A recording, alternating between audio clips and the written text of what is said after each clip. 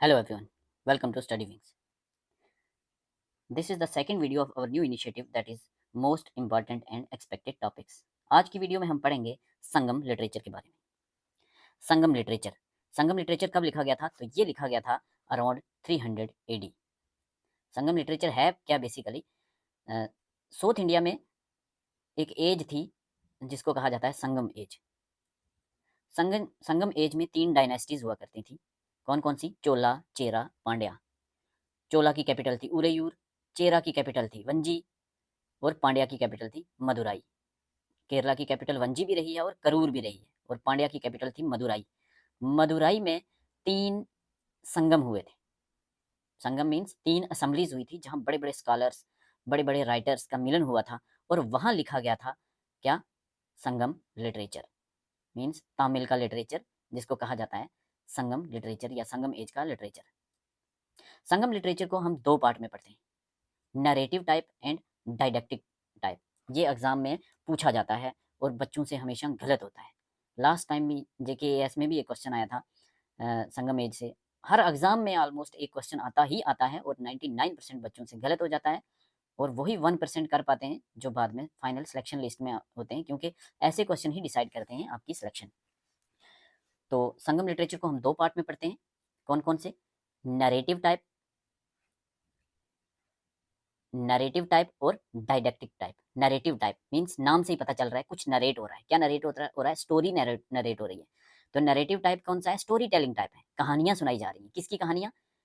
तमिल के लोगों की कहानियां, वहाँ के कल्चर के बारे में कहानियां, वैल्यूज के बारे में, तमिल के लोगों की जिंदगी के बारे में। और ये कहानियां हैं मेनली किस पे बेस्ड? लव पे बेस्ड और वेलोर पे बेस्ड, प्यार पे बेस्ड, वीरता पे बेस्ड, ब्रेवरी पे बेस्ड। जैसे साउथ इंडिया की मूवीज में दिखाया जाता है कैसे एक हीरो आता है, इतने बड़े बड़े लोगों को मार देता है, गाड़ियां उल्ट पलट कर देता है। तो इस टाइप की स्टोरीज हैं किसमें? नरेटिव टाइप संगम लिटरेचर में। डाइडेक्टिक टाइप में क्या है? तो डाइडेक्टिक टाइप में क्या है? यहाँ कुछ मॉरल कोड ऑफ कंडक्ट्स हैं किंग्स के लिए, सोसाइटी के लिए, लोगों के लिए। फिलोसफिकल चीज़ें हैं, यहाँ एथिकल मैसेजेस हैं। तो मीन्स डाइडेक्टिक टाइप में क्या है? Intended to teach people something. यहाँ कुछ सीखने की बात हो रही है, वहाँ कहानियाँ हैं वीरता की, प्यार की, मोहब्बत की। तो नरेटिव टाइप है जो, उसमें हम पढ़ते हैं सबसे पहले मिल्क नक्कू। क्या पढ़ते हैं हम? मिल्क नक्कू। मिल्क नक्कू क्या है? मिल्क नक्कू वर्ड से नहीं डरना। Melkanakku means 18 major works. Melkanakku means 18 major works. Melkanakku क्या है अगर क्वेश्चन पूछा जाए? मिल्क नक्कू ये नरेटिव टेक्स्ट है संगम लिटरेचर का, जिसको बोलते हैं 18 मेजर वर्क्स। मीन्स इसमें क्या है? इसमें पोएम्स हैं, एंथोलॉजीज हैं, हीरोइक पोइट्री है, जो बताती हैं क्या? वहाँ के लोगों के कल्चर के बारे में, वैल्यूज़ के बारे में, तमिल लोगों की ज़िंदगी के बारे में, प्यार मोहब्बत की कहानियाँ हैं, वीरता की कहानियाँ हैं, ब्रेवरी की कहानियाँ हैं। तो इसमें हम ये आगे 2 पार्ट में डिवाइड है। 18 मेजर वर्क्स है ना, एक में 10 हैं, एक में 8 हैं। तो इसमें है पहले नंबर पे क्या है? इत्तुतगई। क्या है? इत्तुतगई या इत्तुतगई। इत्तुतगई में क्या है? एंथोलॉजीज हैं, 8 एंथोलॉजीज हैं। एंथोलॉजीज का मतलब कुछ नहीं होता, एंथोलॉजीज मीन पोएम्स।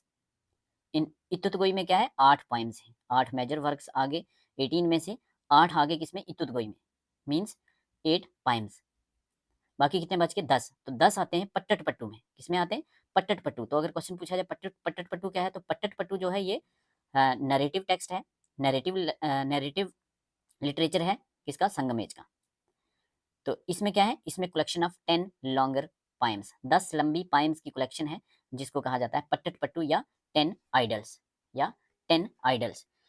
इत्तुतगोई की जो कलेक्शन है 8 पाइम्स, उसमें से हमें कोई भी पाइम नहीं याद रखनी, इंपॉर्टेंट नहीं है। लेकिन पट्टू पट्टू के 10 आइडल्स हैं, जो 10 लॉन्ग पाइम्स हैं, जो उनमें से हमें 2 याद रखनी है। कौन कौन सी याद रखनी है? एक याद रखनी है शिल्पदिकारम और दूसरी याद रखनी है मणिमेकलाई। शिल्पदिकारम क्या है? तो पहला क्वेश्चन पूछा जाता है शिल्पदिकारम रिटन बाई इलंगो आदिगल। किसने लिखा है? इलंगो आदिगल ने। शिल्पदिकारम का एक दूसरा नाम भी है जेवल्ड एंकलेट। एंकलेट यही जो पंजेब होती है वहां से लिया गया है, जेवल्ड एंकलेट। तो इसमें है बेसिकली क्या? इसमें एक लव स्टोरी टाइप दिखाई हुई है। इसकी एक बंदा होता है, उसका नाम होता है कोवलम, एक उसकी वाइफ होती है कन्नगी, और एक डांसर होती है जिसका नाम होता है माधवी। तो ये बड़ी इसकी वाइफ रिच होती है, तो ये उसके पैसे पे ऐश करता है, एंजॉय करता है, वो उसका पैसा वगैरह उड़ाता है। किसके साथ, डांसर जो होती है माधवी। तो ये अगर किसी को स्टोरी जाननी है तो आप गूगल कर सकते हैं या यूट्यूब कर सकते हैं, यहाँ हम इसके बारे में नहीं पढ़ेंगे। तो शिल्प अधिकारम क्या है, ये पट्टटपट्टू है, मीन्स ये एक नरेटिव टेक्स्ट है, नरेटिव लिटरेचर है, नॉट डाइडेक्टिक। किसने लिखा है, इलंगो आदिगल ने। इसको क्या कहते हैं, दूसरा नाम क्या है इसका, जेवल्ड एनक्लेट, एग्जाम में पूछा गया है। इसमें है क्या, इसमें लव स्टोरी है इसकी, कोवलम की, और एक डांसर है जिसका नाम है माधवी, और इनके साथ में तीसरा आदमी कौन है, कन्नगी, जो कि वाइफ है कोवलम की। नेक्स्ट नेक्स्ट पट्टटपट्टू या नरेटिव टेक्स्ट कौन सी है, वो है मनी मैकलाई। तो मनी मैकलाई क्या है, मनी मैकलाई किसने लिखी है, ये लिखी है सत्तानूर ने, एग्जाम में पूछा गया है। इलंगो आडिकल ने लिखी है शिल्प अधिकारम, और मनी मैकलाई लिखी है किसने, सत्तानूर ने, सत्तानूर। इसमें क्या है, इसमें जो कोवलम था उसका अफेयर था किसके साथ, डांसर माधवी के साथ। तो उनमें से एक बेटी पैदा होती है जिसका नाम होता है मनी मैकलाई। तो उसकी एडवेंचरस की कुछ स्टोरीज हैं मनी मैकलाई में, daughter burn of Kovalam and Madhavi. तो इतना हमने याद रखना है, किसे, इतना याद रखना है हमने नरेटिव टेक्स्ट से। नरेटिव एक बार फिर से देख लेते हैं, नरेटिव में क्या है, स्टोरी है, 18 मेजर वर्क है, जिसमें कहानियां हैं। कहानियों में क्या दिखाया गया है, कल्चर दिखाया गया है, वैल्यूज दिखाई गई हैं, लव दिखाया गया है, वीरता दिखाई गई है, ब्रेवरी दिखाई गई है। तो 18 मेजर वर्क है, जिसको कहते हैं मिल्क नक्कू। मिल्क नक्कू के अंदर कितने क्या क्या है, इत्तत गाई जिसमें 8 पाइम्स हैं, और पट्टट पटू जिसमें 10 लॉन्गर पाइम्स है, जिनको 10 आइडल्स कहते हैं। इत्तत गोई में से हमें कोई नहीं याद रखनी, बट पट्टट पटू से याद रखनी है शिल्पदिकारम और Manimekalai. Silappatikaram written by Ilango Adigal, Manimekalai written by Sattanur. तो नेक्स्ट हम पढ़ेंगे अब डाइडेक्टिक। तो डाइडेक्टिक में क्या है, इसमें इसमें फिलोसफिकल, मॉरल और एथिकल मैसेज है। फिलोसफिकल, मॉरल और एथिकल मैसेज है, किसके लिए, वहाँ के किंग्स के लिए, कॉमन लोगों के लिए, सोसाइटी के लिए। इसमें क्या है, किलक नक्कू में 18 माइनर वर्क्स हैं। नरेटिव में क्या था, 18 मेजर वर्क्स थे जो फर्दर डिवाइड थे दो में, इत्तुतगोई में और पट्टटपट्टू में। तो पट्टटपट्टू से हमने दो चीजें याद कर ली, क्या क्या याद कर ली, शिल्प अधिकारम और मनी मैकलाई। शिल्प अधिकारम इलंगो अधिकल की, और मनी मैकलाई सत्तानूर की। तो डाइडेक्टिक में क्या है, एथिकल, मॉरल और फिलोसफिकल मैसेजेस हैं। इसमें क्या याद रखना है, इसमें हमें याद रखनी है तिरुकुरल, तिरुकुर्राल, क्या याद रखना है, तिरुकुर्राल और टोल्कापियम, तिरुकुराल और टोल्कापियम। तो तिरुकुराल को कहा जाता है फिफ्थ वेदा, पंचम वेदा, पांचवा वेदा, या इसको कहा जाता है वेदा ऑफ सोथ। क्वेश्चन पूछा जाए वेदा ऑफ सोथ क्या है, तो तिरुकुर्राल। पांचवा वेदा कौन सा है, तिरुकुर्राल। तिरुकुर्राल रिटन बाई तिरुवल्लवर। तिरुकुराल किसने लिखा है, तिरुवल्लवर ने। ये नाम से कनेक्टेड है, सेम सेम है, तो ये याद रहेगा। तिरुकुराल पांचवा वेदा, वेदा ऑफ सोथ, ये क्या है, ये डाइडेक्टिक है, नॉट नरेटिव, रिटन बाई तिरुवल्लवर। तो नेक्स्ट क्या याद रखेंगे, टोल्कापियम, पांचवा वेदा तिरुकुराल।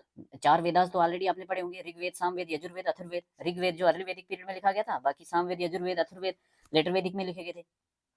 सामवेद में म्यूजिक वगैरह होता है, और यजुर्वेद में यज्ञ वगैरह होते हैं, जो आपने पढ़े होंगे, राजसे यज्ञ, वाजपेयी यज्ञ वगैरह। और अथर्वा वेद में तंत्र मंत्र वगैरह, काला जादू, ये सारी चीजें उसमें होती हैं। तो टोल्कापियम रिटन बाई टोल्कापियार। टोल्कापियम है क्या है, तो ये ग्रामर की बुक है। कौन सी ग्रामर की, ये तामिल लिटरेचर की, तामिल ग्रामर की बुक है, जिसमें क्या है, तामिल लिटरेचर भी है और ग्रामर के साथ भी डील करती है, और ये डिस्क्राइब करती है पॉलिटिकल, सोशल और economic condition of Sangam age. Sangam age की पॉलिटिकल कंडीशन, सोशल और इकोनॉमिक कंडीशन भी दी गई है इसमें, टोल्कापियम में। टोल्कापियम क्या है, तामिल ग्रामर की बुक है, ये ओल्डेस्ट और अर्लीस्ट बुक है तामिल लिटरेचर की या तामिल ग्रामर की, रिटन बाई टोल्कापियार। ठीक है, इसको आप 3-4 बार पढ़ेंगे, 3-4 बार देखेंगे, वीडियो को बार बार देखेंगे, बार बार देखेंगे, ये याद हो जाएगा।